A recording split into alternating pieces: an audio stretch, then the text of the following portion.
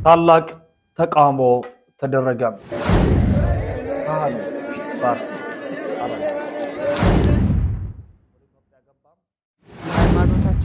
አቡነ አብርሃም ድምጻቸውን አሰሙ። ብፁዕ አቡነ ማርቆስ አሁን የሁሉ ጳጳስ እያለ ለምን የሁሉ ሞት በዛ ሲሉ። የተወደዳችሁ ውድ ቤተሰቦቻችን ውድ ኦርቶዶክሳውያን እንዴት አላችሁ? እንዴት ቆያችሁ? እንዴት ሰነበታችሁ?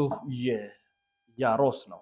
ያሮስን ምርጫችሁ አድርጉ። በቀን 2 ጊዜ፣ አንድ ጊዜ ብቻ ነበር ብናቀርበው አሁን ጧት በኢትዮጵያ አቆጣጠር 2 ሰዓት እንዲሁም ምሽት በኢትዮጵያ አቆጣጠር 1 ሰዓት በቀጥታ በቪዲዮ አስደግፈን ወደ እናንተ የመጣን እንገኛለን። ስለዚህ ውድ ኢትዮጵያውያን ኦርቶዶክሳውያን ኤርትራውያን መላ የሰው ልጆች በሙሉ የሚለቀቁትን በጧት 1 ሰዓትና በምሽት 1 ሰዓት የምንለቃቸውን መረጃዎችን ተከታተሉ። ኦርቶዶክሳዊ መረጃዎችን በሰፊ ስክሪን እያቀረብን ነው። አርሲ ነው ዛሬም ዜናችን፣ ድምጻችን ዛሬም አርሲ ነው፣ መረጃችን ዛሬም አርሲ ነው። ስለዚህ ሁላችሁም ኦርቶዶክሳውያን ላይክ በማድረግ ጀምሩ ባካችሁ። ለምን እናንተ ላይክ ያደረጋችሁ ማለት ድምጽ ሆናችሁ ማለት ነው። አልጎሪዝሙ ያዳርሳል፣ ለሁሉም ይደርሳል ማለት ነው። የእናንተ ላይክ ድምጽ መሆን። ስለዚህ ድምጻችሁን በላይካችሁ አሳዩ። ዛሬም ከአርሲ ያልተለየ መረጃ እናቀርባለን። የመጀመሪያው መረጃችን የምናቀርበው ዛሬም ካህናት ታርደዋል።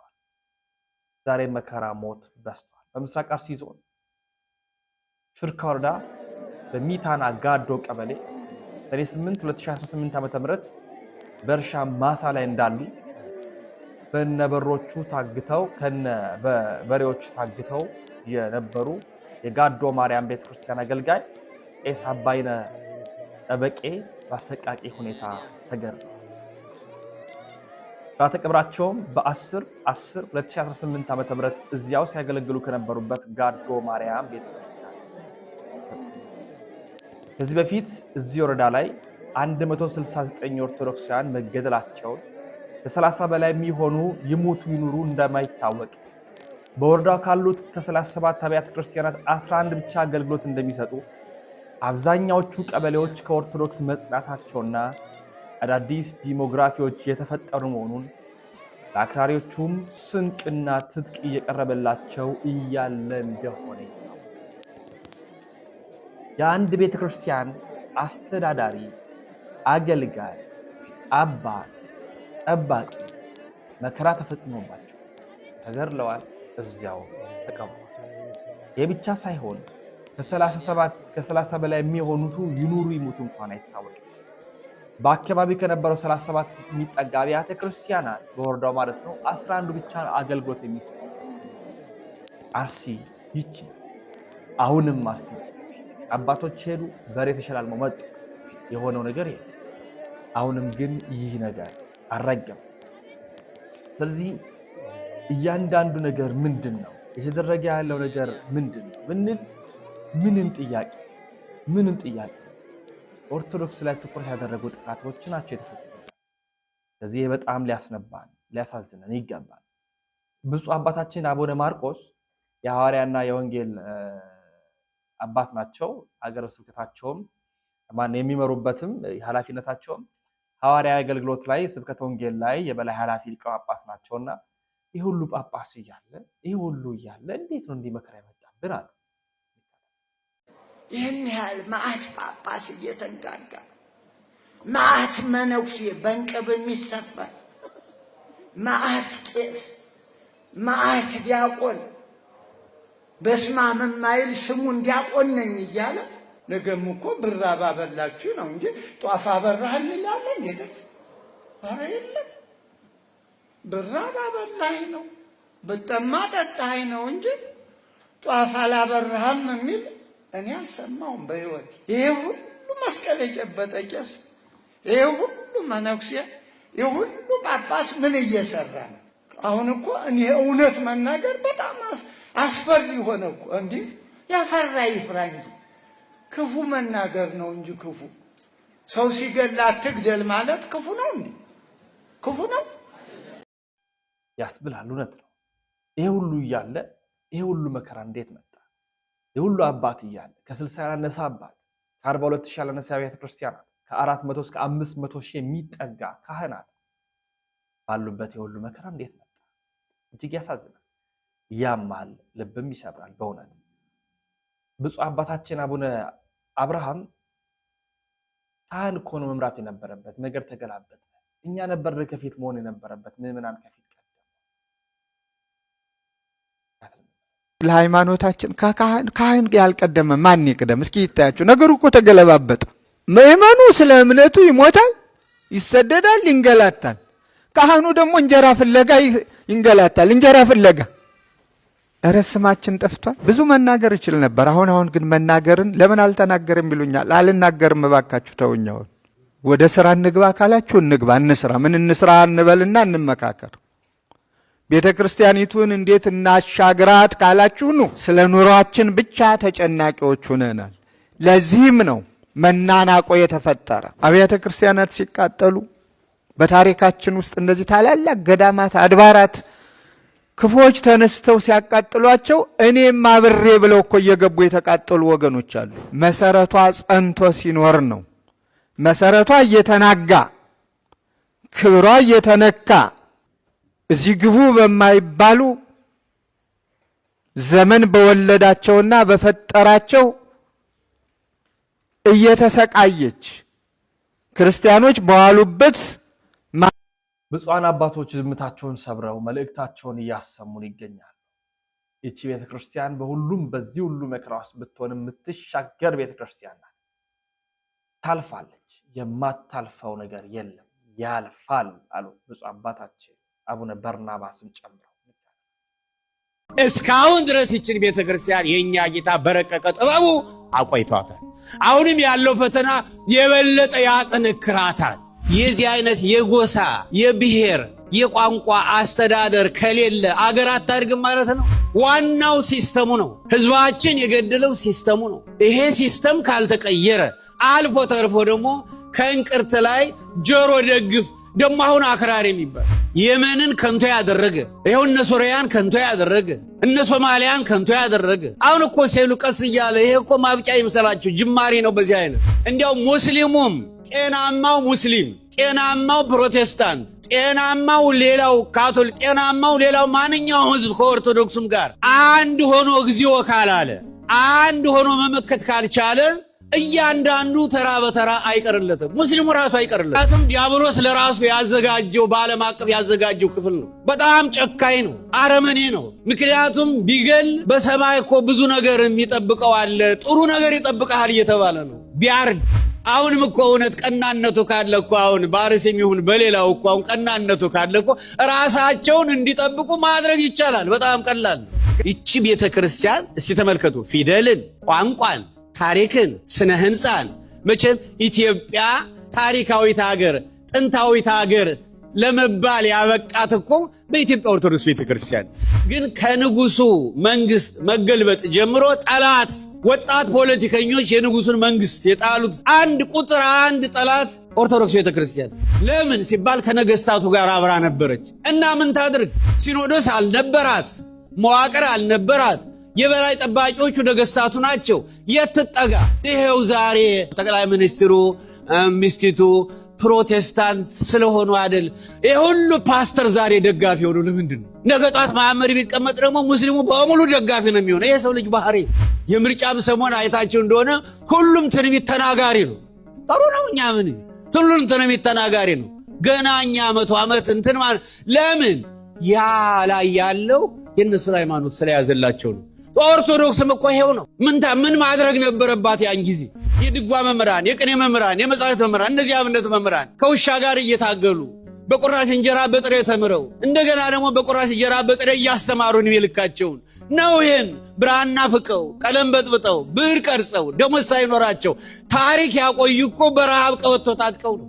ስለዚህ ያም ተነስቶ ኦርቶዶክስን፣ ደርግም ተነስቶ ኦርቶዶክስን ያለው መሬቷን ቤቷን በሙሉ ወሰደው። እጂ ራስሽን ቻይ። ምን አደረገች እቺ ቤተክርስቲያን? የገሃነም ደጆች አያሸንፋትም። የገሃነም ማለት የዲያብሎስ የአጋንንት ኃይላት አያሸንፋትም። እስካሁን ድረስ ይችን ቤተክርስቲያን የኛ ጌታ በረቀቀ ጥበቡ አቆይቷታል። አሁንም ያለው ፈተና የበለጠ ያጠነክራታል። የሰማዕታት ደም የክርስቲያን ዘር ነው ይላል። የበለጠ ያበረታታል። ክርስትናው እየነጠረ ይሄዳል እንጂ የምትሆነው ነገር የለም። ለገዳዮች ግን እግዚአብሔር ይማራቸው። የምትሆነው ነገር የለም። ያልፋል። የሁሉም መከራ ያልፋል። የማያልፍ መከራ የለም። ግን ደግሞ አስተዛዝቦን ነው የሚያልፈው። በእውነት በቀጣይ በአንድ ወቅት ድምፃቸውን ያሰሙ ተቋማቸውን ያሰሙ ህዝበ ክርስቲያናት ይበቃል፣ 2016 ዝም አለ፣ 2017 ዝም አለ፣ 2018ም ተደገመ፣ አሁን ዝም አንልም ይላል። እንካተል።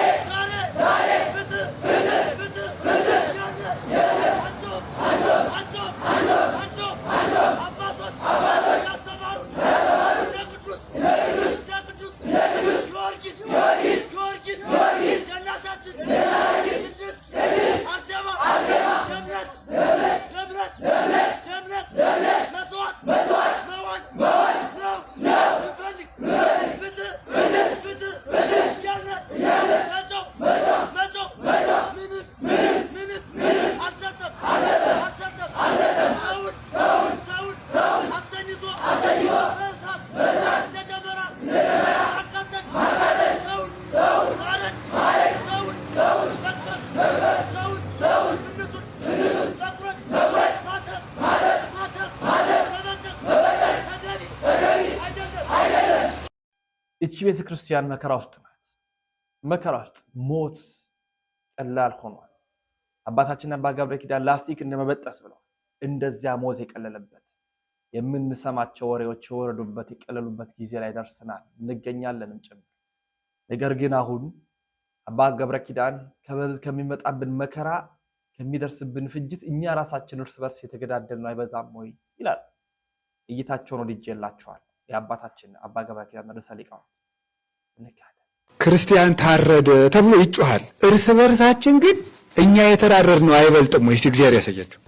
ያረዱ ሰዎች 50 ክርስቲያን 100 ክርስቲያን 200 ክርስቲያን ያርዳሉ። ዘረኝነት ግን የሁላችንን ልብ አላረደውም እንዴ? አርዶ እኮ በልቶታል ሁሉ። አሁን እንኳን ደግሞ ልባችን ለወንድማማችነት የተከፈተ አይደለም። ሂዱ፣ በቤተ ክህነት ሂዱ፣ በመምህራን መካከል፣ በመነኮሳት መካከል፣ በትልልቆቹም መካከል ዘረኝነት፣ እልም ያለ ዘረኝነት። ይሄ ልብ መቼ ነው የሚከፈት? ደም እየፈሰሰ እንኳን ደግሞ አይከፈትም። አሁንም የተዘጋ ልብ፣ አሁንም የተዘጋ ልብ፣ አሁንም ጎጠኛ፣ አሁንም መንደረኛ፣ አሁንም ዘረኛ፣ አውሬ። ምንም በቃ እንደው በክርስቶስ ስም ተሰብስቦ ሰው ዘረኛ የሆነ ክርስቶስ አንዲት ቤተ ክርስቲያን አይደለም ያለችው? ልብ ለልብ እየተራረድን አይደለም ወይ? መኳንንት ሆይ ደጆችን ክፈቱ ማለት ይሄ ነው። ተዘግቶ በቃ አልከፈት ያለ ልብ አለ፣ ዘረኝነት የዘጋው። አባታችን አባ ገብረ ኪዳን የተናገሩት ትክክል ነው። እኛ ከእግዚአብሔር ርቀናል። እኛ ከእግዚአብሔር ሸሽተናል። ኃጢአት ውስጥ ነው ያለነው፣ በደል ውስጥ ነው ያለነው፣ መከራ ውስጥ ነው ያለነው። ቢያንስ እኛ እንታረቀው፣ ቢያንስ እኛ እንዋሃደው፣ ቢያንስ እኛ እንቅረብ፣ ቢያንስ ከክርስቶስ ጋር እርቅ እንፍጠር፣ ልደታችንን እናክብር። የቤተ ክርስቲያን ልደት ንስሐችን ይሁን። ቤተ ክርስቲያን ልደት እርግጥ ነው መንፈስ ቅዱስ የወረደበት ነው። በዓለ ጰራቅሊጦስ ነው፣ ጴንጤቆስጤ ብለን የምናከብርበት ነው።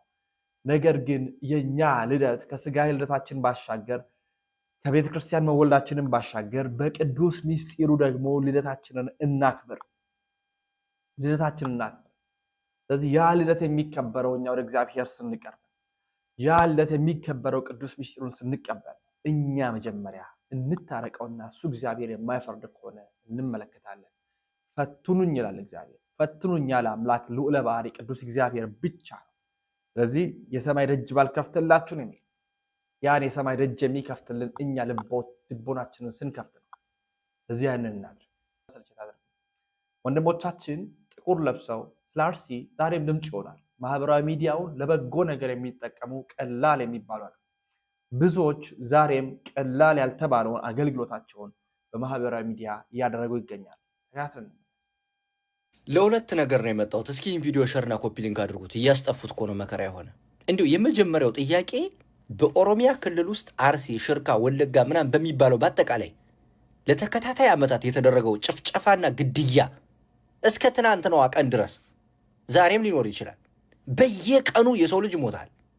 የታወቀ ነገር ነው። ለዛውም በአሰቃቂ ሁኔታ የምናየው ነገር ስለሆነ ማለት ነው። ምንም ማስረጃ ምናምን ገብቶ ቪዲዮ ማየት ነው። 20 ሰው 30 ሰው አንድ ጊዜ ሲቀበር ማየት ነው። ይሄ ሁሉ ጭፍጨፋ ይደረጋል። ይሄ ሁሉ ሞት አለ። ይሄ ሁሉ እንግልት አለ። ይሄ ሁሉ ወጥቶ አለመግባት አለ። ይሄ ሁሉ ስደት አለ። ይሄ ሁሉ ቤተክርስቲያን እስከ መቃጠል ደርሷል። ይሄ ሁሉ መከራ አለ። ይሄ ሁሉ ነገር አለ። እስኪ እንግዲህ አዳምጡኝማ። እነዚህ ሰዎች የሚሞቱት ከእንጨት ነው ወይ የተፈጠሩት ነው የኔ ጥያቄ። አሁን አገር ውስጥ ያሉት ቤተ ዘመዶቻቸው ችግር የለም እስር ስለሚጠብቃቸው ዝም ይበሉ።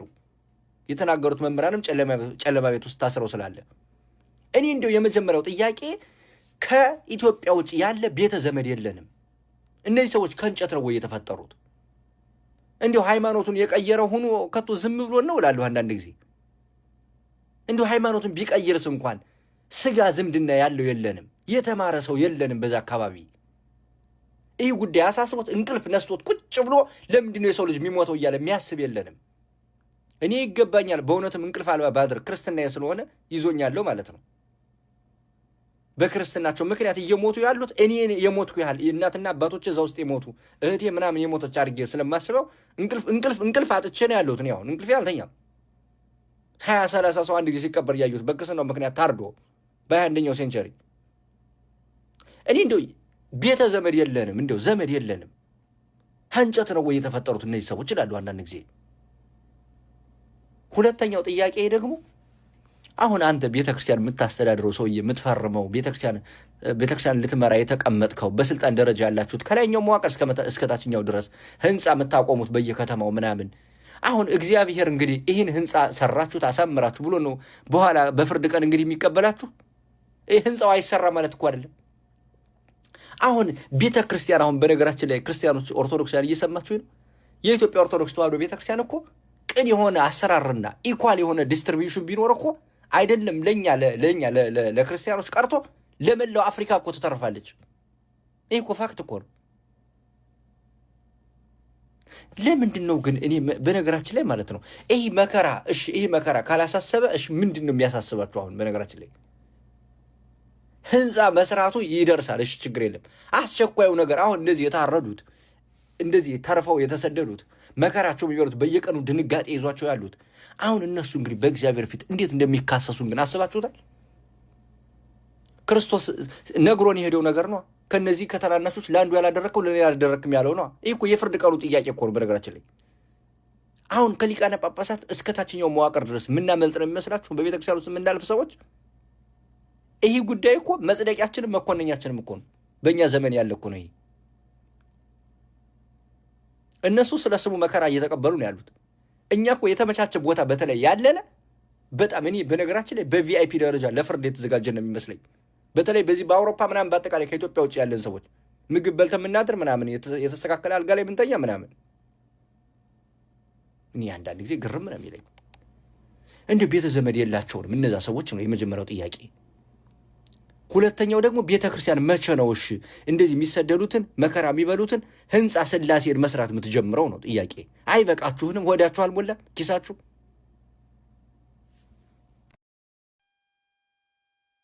ውድና ኩራት ቤተሰቦቻችን፣ ውድ ኦርቶዶክሳዊ፣ አሁን አገልግሎቱ መስፋት አለበት፣ መጠንከር አለበት፣ ድምፅ መሆን አለበት።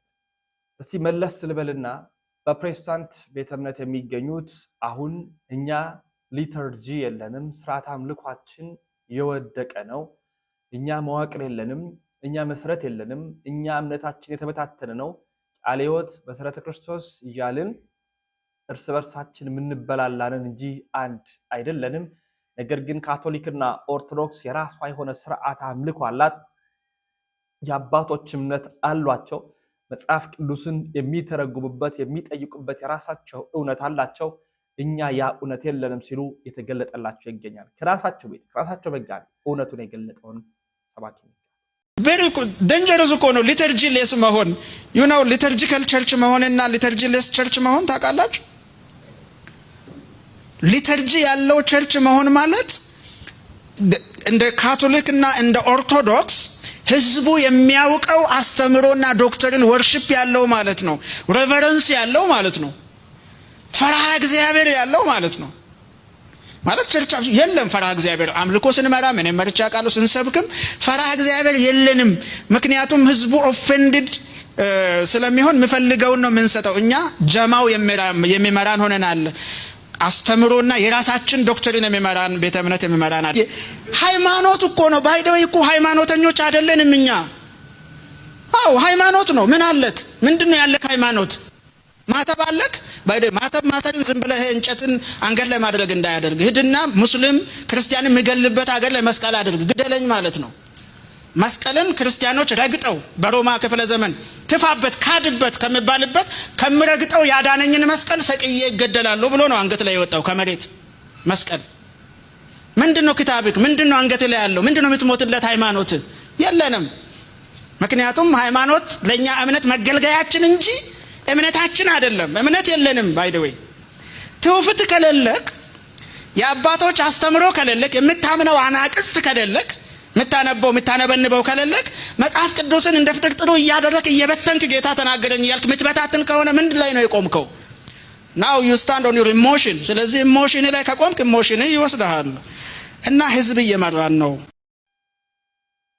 ይሄ የነሱ ቤት ያለው መከፋፈል እየሰፋ ነው። አሁን የተገለጠላቸው አሁን ወደ እውነቱ እየቀረቡ ያሉት ብቻ ሳይሆን የራቁትም ይመጣሉ። ከበረቱ የሌሉ ብዙ በጎች ደግሞ አሉ እንዳለ ክርስቶስ። እነዛ በጎች ይመጣሉ። እውነት ክርስቶስ ይገለጣል። እውነት ወንጌል ይገለጣል። እውነት ክርስቶስን እንሰብካለን ዛሬ። ስለዚህ ያንን እንድናደርግ እሻለሁ። በቀጣይ የመጨረሻችንን ቪዲዮ የማደርገው የመምህራችን መምህር ፋንታሁን ዋቄ እንዲህ መምህር ቀሲስ ሳሙኤል በኢትዮ ቤተሰብ ሚዲያ ላይ ያስተላለፉትን መልእክት ይሆናል። ሼር ላይክ ያደረጋችሁ ስለምትከታተሉ ስለምታደምጡን እጅግ አድርገን እናመሰግናለን። አሁን መረጃው ተካፈለ። የበል ስልጠና ውስጥ ምን አለ? ትናንትና አሳይቻለሁ። ምን ይላል? የራስን ወገን ከፍ ማድረግ፣ ሌላውን ዝቅ ማድረግ፣ ሌላውን ማጠልሸት እና ማሳቀቅና የመከላከል ፖዚሽን ላይ ማስቀመጥ ይላል። ከዛ ምን ይላል መሰለህ? እነሱ ሲጎዱ ይላል፣ እነሱ ሲጎዱ መግለጫ ታወጣለህ፣ እርቅ ታረቁ፣ አብሮ የኖረ ህዝብ ነው ምናምን ትለዋለህ አለ። ራስህ ስትጎዳ ግን ህግ ይከበር፣ ፍትህ ይሰጠን፣ ካሳ ይከፈለን ትላለህ። ይሄ አህመዲን ጀበል ስልጠና ነው። አባቶቻችን የአህመዲን ጀበል ስልጠና የወሰዱ ነው የሚመስሉት እንጂ ጳጳስ ማድረግ የነበረበት ህዝብን መጠበቅ ያለበት መንግስት አድኖ የያዛቸው ሰዎቹ መልሶ ያስፈራቸው፣ የተጎዱትን ይካሳቸው፣ ሰው ሲጎዳ ቆሞ ያየው መዋቅር ባለስልጣን በሙሉ ያንሳልኝ። ኦርቶዶክሳዊ በሙሉ በኦሮሚያ ውስጥ ከመንግስት መዋቅር የጸዳ ነው። ኦርቶዶክስ የሚባል መንግስት መዋቅር ውስጥ የለም። ካለም የተገዛ ነው እንደ ሳይሮስ። ስለዚህ ክርስቲያኖች እኩል ከሌላው እኩል ስልጣን ላይ ይገኙ፣ ቢያንስ መረጃ ያገኙ፣ የሚገላቸው ሲመጣ መረጃ ያገኙ። ትላንትና አሁን አንድ ሴት ስትናገር ነበር። ወንድሟ የታረደባት የአርሲ የዚህ የአሰኮ ወረዳ መጡብን ብለን ስንጠራቸው ችግር የለም ይሉናል። ደረሱብን ስንላቸው ችግር የለም እኛ በቂ እሺ ሰራዊት ይላክልን ስንል በቂ መከላከያ እዚህ ወረዳ አለ ይሉናል። እሺ መሳሪያ ስጡን ስንል ጥይትም መሳሪያም አይሰጡንም። ጭራሽ ብር አምጡ ጥይት እንሰጣለን ብለው አታለው ብራቸውን ገፈፏቸው ከሌላ ቦታ ጥይት እንዳይገዙ እዛ አሳረዷቸው። አንገት መቁረጥ፣ ገደል ውስጥ ሆድን በሳንጃ ዘርግፎ ወደ ገደል መጨመር፣ ጡት መቁረጥ፣ በዱላ ቀጥቅጦ በገመድ ከመኪና ጋር አስሮ መጎተት፣ በደነዘ ቢላዋ ገዝግዞ ማረድ፣ የሰውን ቆዳ በቁሙ መክፈፍ፣ መሬት ለመሬት መጎተት፣ ብልት ቆርጦ አፍ ውስጥ መጨመር፣ ይሄ በበሮዳ ያደረጉት። በነገራችን ላይ እነዚህ አብዛኞቹ አሁን በዚሁ በብልጽግና መንግስት የተፈጸሙ ናቸው። ምን የሆነ ግድያ ብትመለከት ሀረር ላይ እንግዲህ አስክሬኑን የጎተቱ ሲሄዱ የምታይበት አለ። ከዛም ባሻገር እጅግ በጣም ዘግናኝ የሆኑ ግፎች የተፈጸሙበት የሰው ልጅ ቁልቁል የተሰቀለበትን ነገር ታያለህ፣ ትመለከታለህ ማለት ነው። እኔ በጣም የሚገርም ነገር አሁን አንተ ቅድም እንዳልከው ለምሳሌ እዚህ ስክሪኑ ላይ የምታየውን ማለት ያለባት ኢትዮጵያ ኦርቶዶክስ ቤተክርስቲያን መሪዎቿ ማለት ያለባቸው ይሄ ጉዳይ ሲፈጸም፣ ይሄ በደል ሲፈጸም ቆሞ የሚያዩ ሰዎች ህዝብን የሚመሩ የሚያስተዳድሩ አይደሉምና በአስቸኳይ ፍትህ መስጠት አለበት። እነዚህ ሰዎች መነሳት አለበት። እነሱ ማለባበስ ነው የሚያዩት። አሁን ህዝቡ ተሰዷል። እግዚአብሔር ያሳይ። የተቃጠለውን ቤተክርስቲያን እንሰራለን ይላሉ። ይሄ ምን ያህል ለህዝብ ያላቸውን ንቀት ነው የሚያሳየው።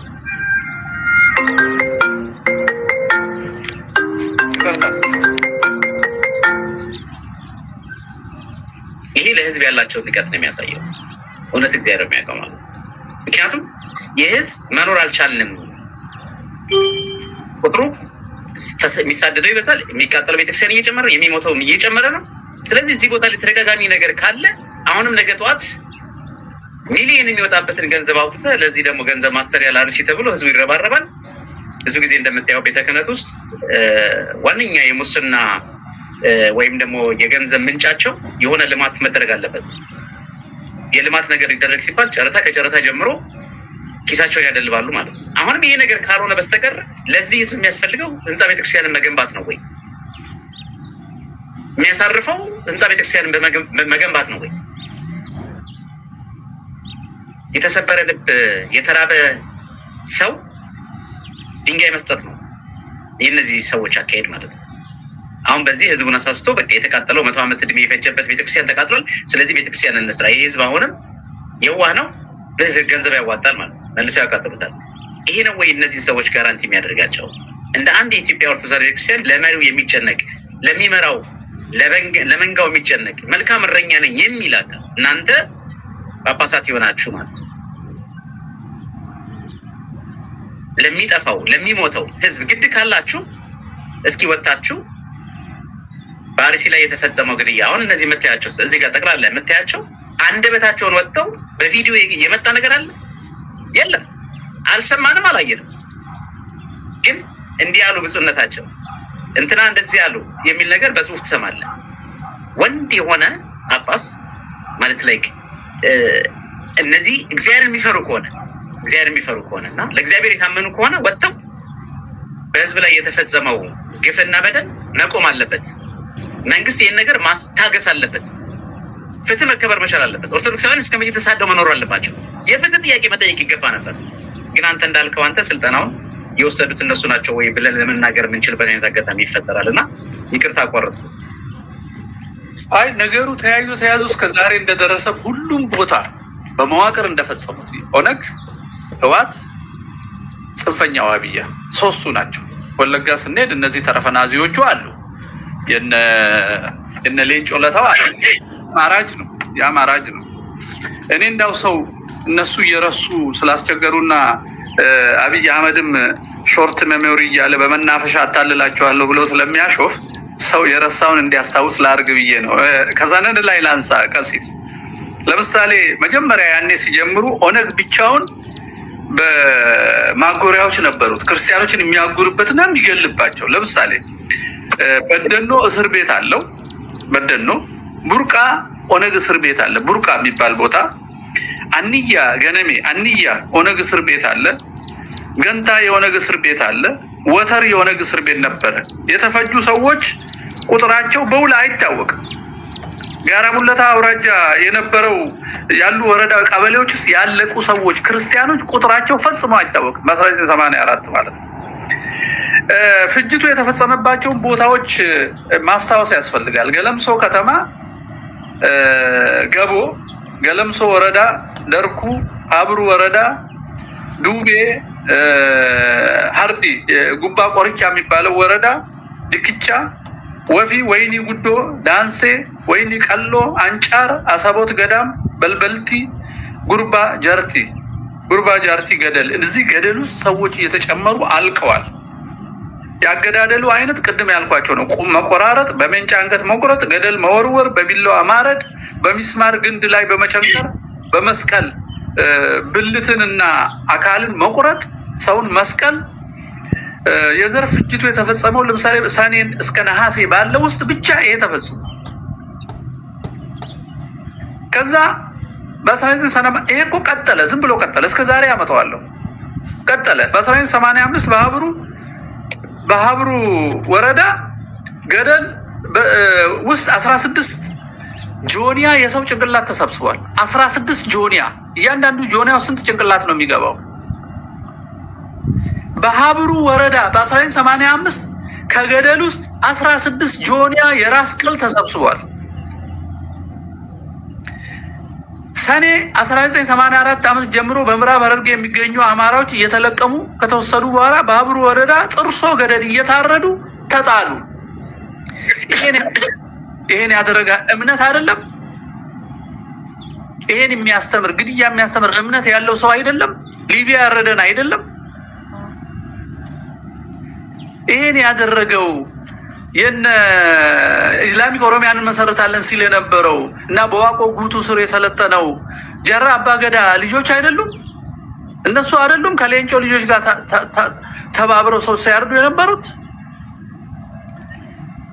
በደርኩ፣ በዱቤ፣ በአርዲያ፣ በበልበለቲ፣ በድክቻ፣ በወይኒ ጉዶ፣ በወይኒ ቀሎ እና በአሰቦት ገዳም ያሉ አማሮች በስለት ታርደው ወደ ገደል ይጨመሩ ነበረ። በአጠቃላይ ሲገመት ከ10 እስከ 15 ሺህ ሰው አርደዋል። እና ታዲያ ማን ነው? መንፈስ ነው ያረደው? እንደኔ የቆመ የሚያስብ ሰው ነው ያረደው። እርዱ በሙሉ የተካሄደው በእስላም ነው፣ በአንድም ክርስቲያን አይደለም። በአንድም ክርስቲያን አይደለም። ይህን ወዴት ሊደብቁት ይፈልጋሉ? የዛሬ መረጃዎቻችን ይህን ይመስላሉ። በሌሎች መረጃዎች እንመለሳለን። ላይክ፣ ሼር ያደረጋችሁ መረጃው እንድታዳርሱ እንሻለን። ተሰነባበትን። ሰናይ ቆይታ ይሁንላችሁ።